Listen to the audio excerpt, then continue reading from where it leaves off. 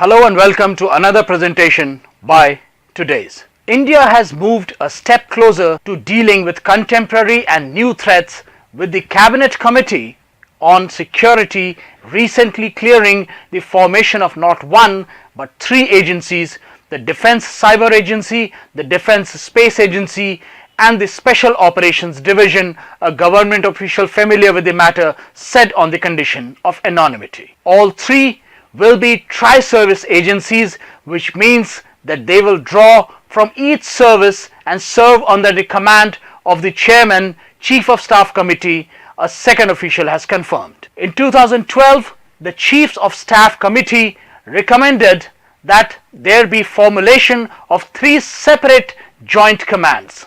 These joint commands were to deal with cyber, space and special operations, and this was particularly required to deal with new and emerging threats. The Centre has also been pushing for more synergies and jointness to prepare for threats from the emerging triad of space, cyberspace and special operations for future combat. It is a big step, and these will later branch out to form separate independent standalone commands dealing with space, cyberspace and special operations.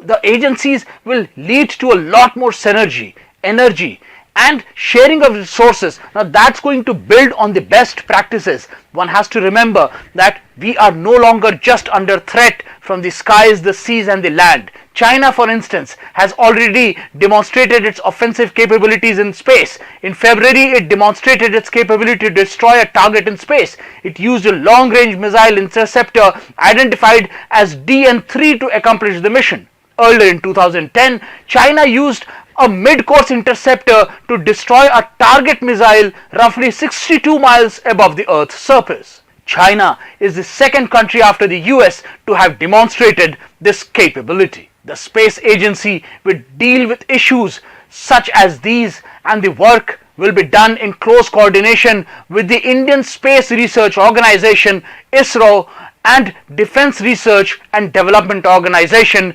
(DRDO). The Special Operations Division will have commandos from the Indian Army, the Navy and the Indian Air Force.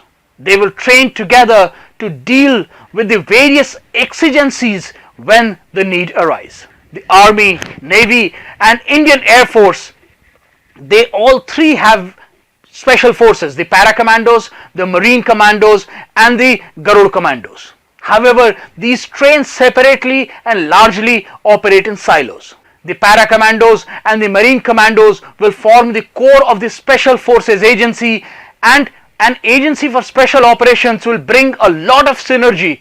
It will bring a lot more concentrated effort, and that is going to be a great boost for Indian defense.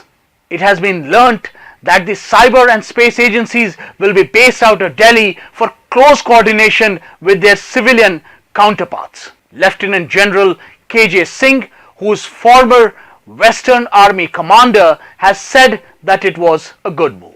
To quote him, "One should hold course and these need to be upgraded to the next level commands, but these don't need to be staffed all by the military personnel alone. In the area of cyber and space, experts on contractual basis should be included to get the best talent. And in the case of special operations, it will be a good idea to include the national security guards as well, since the NSG is being used increasingly in India.